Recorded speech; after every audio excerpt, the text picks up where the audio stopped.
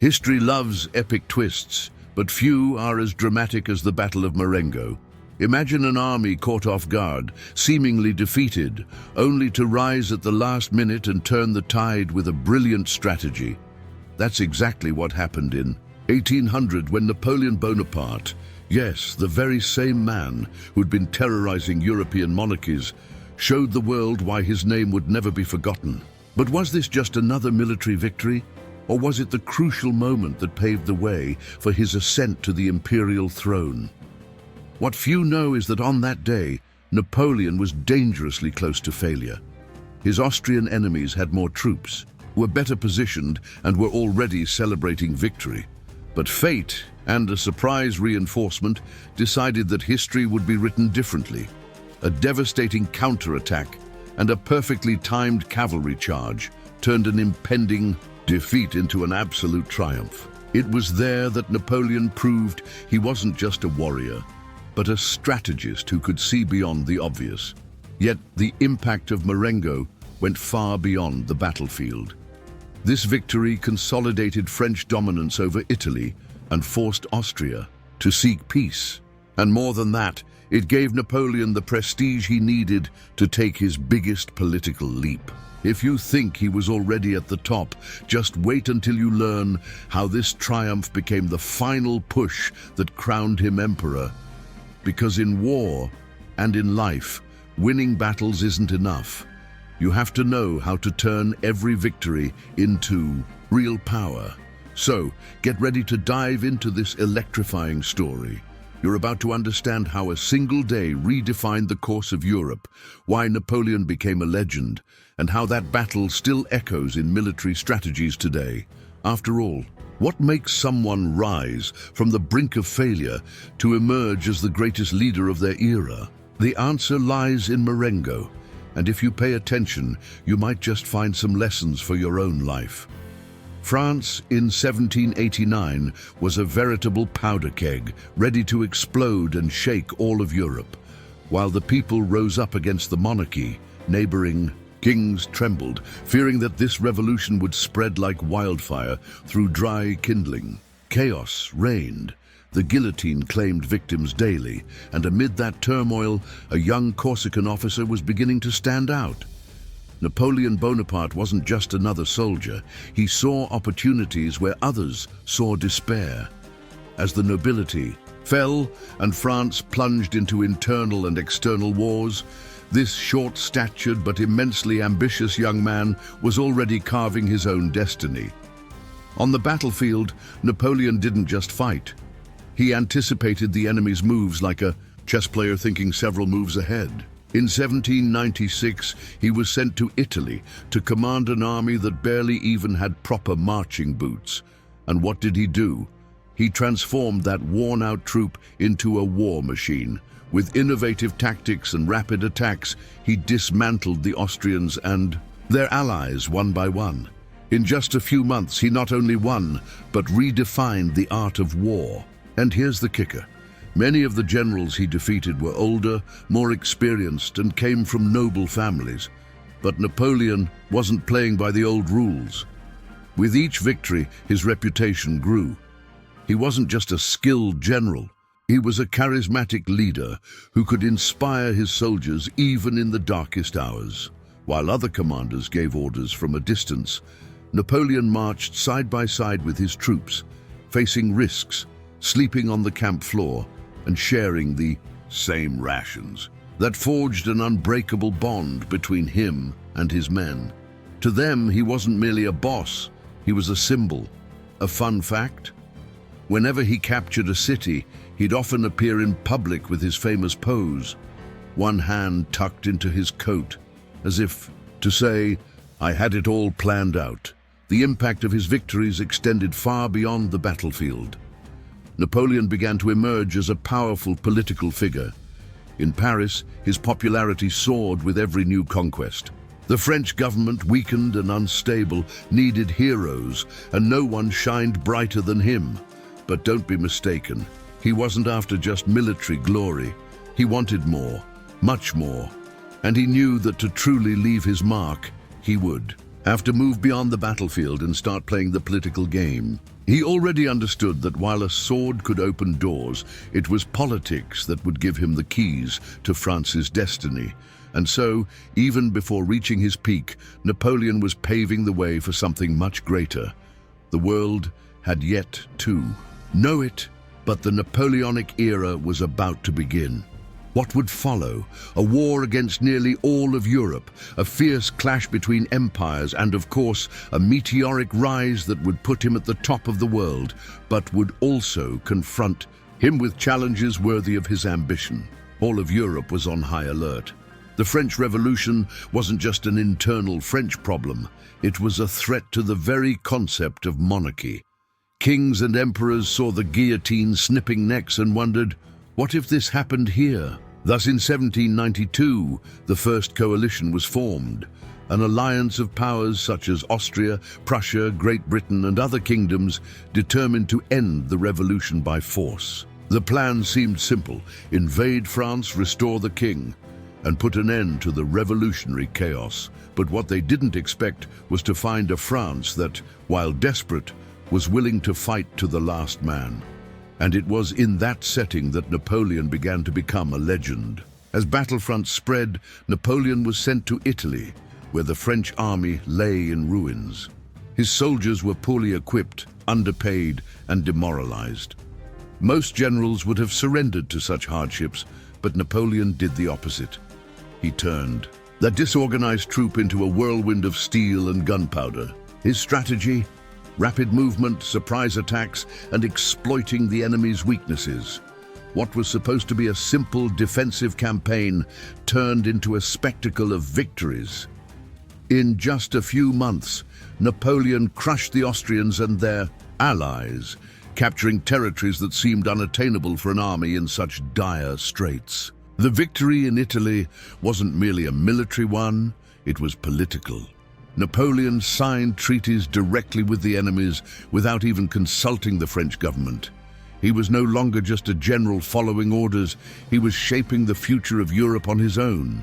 The Treaty of Campo Formio, signed in 1797, dealt a heavy blow to Austria, which had to cede territories like Belgium and northern Italy to France.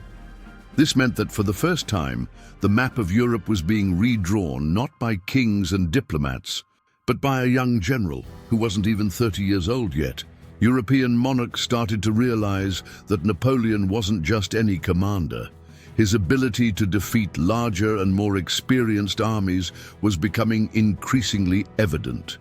And the most impressive part, he did it with an army composed largely of ordinary citizens, motivated by the revolutionary spirit and the promise of glory. His victories were not just the result of strategy, they were also born from inspiring speeches. Napoleon knew his soldiers fought better when they believed they were making history. He promised them glory, honor, and a better future, and they responded with unwavering loyalty. But the first coalition wasn't Europe's last attempt to halt the French advance. On the contrary, the more Napoleon won, the more enemies he gathered. Austria was forced to sign a peace treaty, but Great Britain wasn't about to give up so easily. And while European kings were plotting new schemes, Napoleon was already envisioning his next move, a bold step that would lead him not only to new battles, but to a direct confrontation with one of the era's greatest powers. Napoleon was at the height of his military glory, yet Europe refused to back down. The defeat of the First Coalition didn't mean peace. It meant that his enemies needed a new plan. Thus was born the Second Coalition, an even more dangerous alliance made up of Great Britain, Austria, and Russia. They knew that Napoleon was the mastermind behind French victories and needed a decisive blow to stop him. But where was he? On an exotic and ambitious campaign, far from the European battlefields, trying to do what few generals dared: conquer Egypt. Napoleon's Egyptian campaign was a blend of brilliance and disaster. He dreamed of cutting off the British route to India, weakening his greatest rival. At first, it looked like it would work. He won the Battle of the Pyramids, crushing the Mamluks with his modern tactics.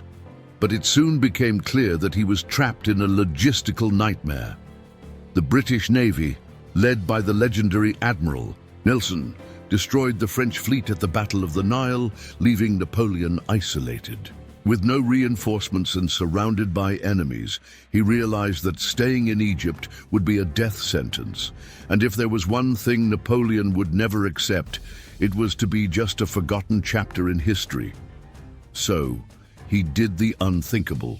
He abandoned his army and secretly returned to France. It might seem like betrayal, but he knew the real battle was taking place elsewhere, in French politics. The Directory government was collapsing, corroded by corruption and instability. Napoleon didn't waste any time. With his growing popularity and influence, he orchestrated a coup in 1799. In a matter of days, the Directory was no more, and in its place, Napoleon assumed control as first consul. He no longer had to obey politicians. Now, he was the government. Napoleon's rise to power was a calculated, brilliant move. He promised stability amid chaos, order in the midst of revolution. The French, weary from decades of war and crisis, saw him as their only hope for a prosperous future. But his rule wasn't based solely on promises. He knew he needed victories to consolidate his authority. And if the Second Coalition wanted to test him, he was ready to answer on the battlefield. While the Austrians and Russians advanced across Europe, Napoleon prepared a counterattack that would redefine the course of the war. His next move, a daring plan that would once again take him to the front lines, proving that he wasn't just a political strategist, but still the military genius Europe so feared. And for that, he would have to cross mountains, outwit his enemies, and turn an apparent retreat into an unforgettable victory. The Austrians were confident. With their troops scattered across Germany and Italy, they believed they had Napoleon cornered. After all, military logic suggested that spreading out armies meant covering more ground and keeping the enemy under constant pressure. But Napoleon never played by the traditional rules of war. He knew that a head-on attack would be a mistake, so he did what he did best. He deceived. While the Austrians were focused on the French movements in the south, he was planning a bold maneuver that would completely change the game. The plan was simple, yet brilliant. Napoleon spread false information, making it seem like his armies were weakened and engaged on other fronts. The Austrians took the bait. Meanwhile, he organized a surprise move, crossing the Alps, something many considered impossible for an entire army. But Napoleon viewed obstacles as challenges to overcome, not insurmountable barriers. And so, amid snow and biting cold, his troops marched through terrain no one expected them to traverse. The crossing of the Alps was a feat worthy of ancient legends. Imagine thousands of soldiers, cannons, and supplies being hauled along narrow, treacherous paths, with avalanches and landslides threatening every step. Any other army would have given up, but Napoleon kept morale high, ensuring his men knew they were making history. He understood the power of narrative. His soldiers weren't just marching, they were writing one of the boldest chapters of the Napoleonic Wars. When the French emerged on the other side of the mountains, the Austrians were completely caught off guard. In a swift move, Napoleon advanced on Milan, cutting off the enemy's supply lines. This forced the Austrians to abandon their defensive positions and hastily reorganize their troops. Suddenly, all the advantage they once held vanished. Now, they were cornered, trapped between the French forces and without access to reinforcements. The tables had turned, and Napoleon held all the winning cards, but the battle was far from won. To secure victory, Napoleon needed a decisive blow, a confrontation that would crush the Austrian forces once and for all. And that moment was fast approaching. The war would come to a head on a single day, on a field where fortune could change in an instant. The stage was set, the armies took their positions, and the fate of the entire campaign would hinge on the next major battle. June 14, 1800, dawned with the promise of a fierce clash. Despite his strategic genius, Napoleon was caught off guard by the Austrians, who launched an all-out attack at Marengo. The Austrian general Michael von Melas, a seasoned veteran, knew this was his chance to crush the French and regain control of Italy. With a numerically superior army, he unleashed a devastating offensive that took Napoleon by surprise. It was a delicate situation. For the first time in a long while, the master of war found himself on the defensive. The French tried to hold the line, but the Austrians pressed relentlessly. Napoleon knew that retreating would mean losing all the advantages he had fought so hard to secure during his daring campaign. For hours, his troops held on, but the tide of battle seemed to favor the Austrians. If any less disciplined army had been in the French position, defeat would have been inevitable. Yet Napoleon understood that in war, time is as valuable as soldiers. He needed just one opening, one chance to turn the tables. And that chance came in the form of one man, General Louis Desire. Arriving on the battlefield with unexpected reinforcements, he quickly assessed the situation and told Napoleon a phrase that would go down in history. "This battle is lost, but there's still time to win it." It was exactly what Napoleon needed to hear. With Desire leading a precise counterattack, the French redoubled their efforts. But the final blow was still missing, that decisive moment that would transform the field at Marengo into a symbol of Napoleonic genius. That's when the cavalry came into play. General François-Étienne de Kellerman, seizing the perfect opportunity, launched a crushing cavalry charge against the Austrians.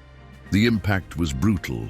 The French cavalry broke through the enemy lines, sowing chaos and capturing the Austrian general Zach. Without leadership, the Austrians crumbled.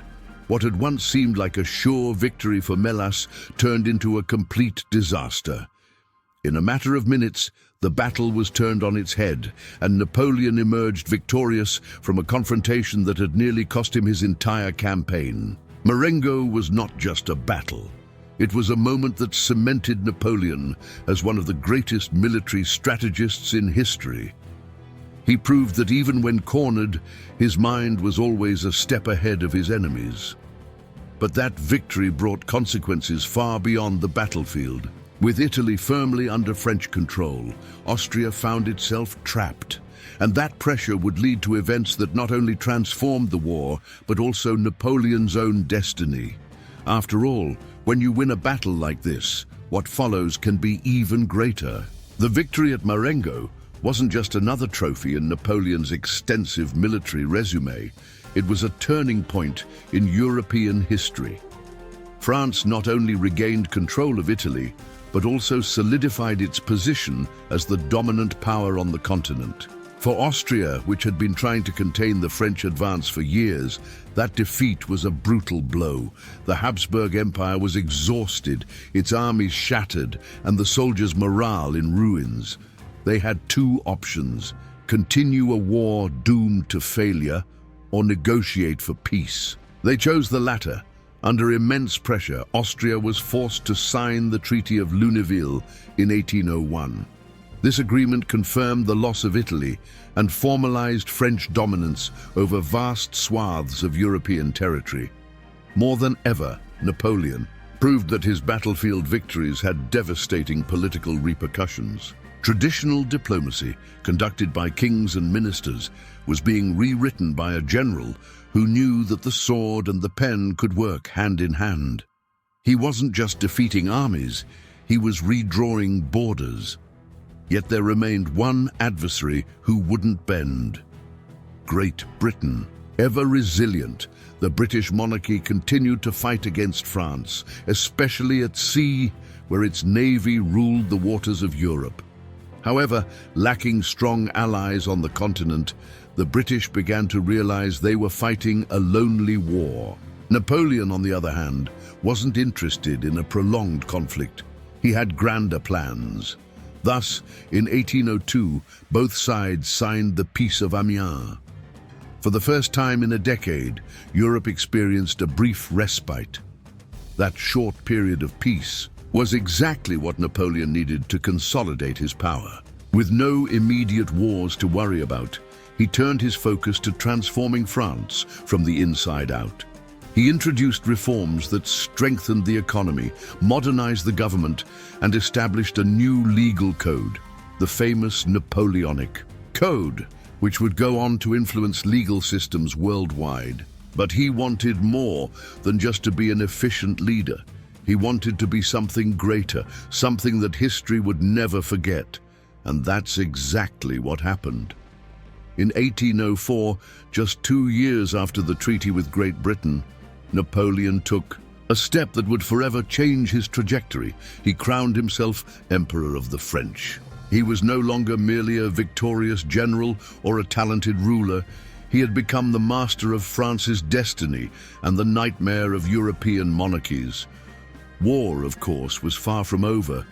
In fact, it was just beginning. With a crown on his head and an unbeatable army at his command, Napoleon was about to launch Europe into a new cycle of conflict, where his ambition would propel him to the pinnacle of power, and eventually to his downfall.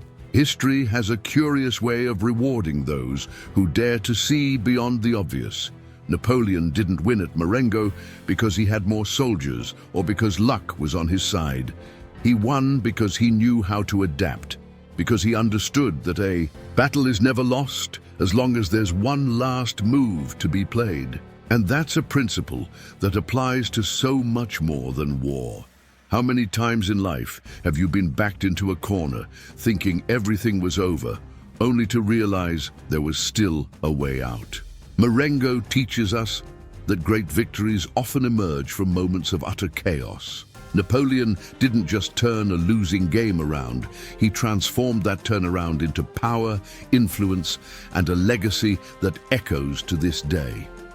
And if there's one thing we can learn from him, it's this. Success doesn't come to those who wait for the perfect moment, but to those who turn an imperfect moment into their greatest opportunity. So the question remains, what is your Marengo battle?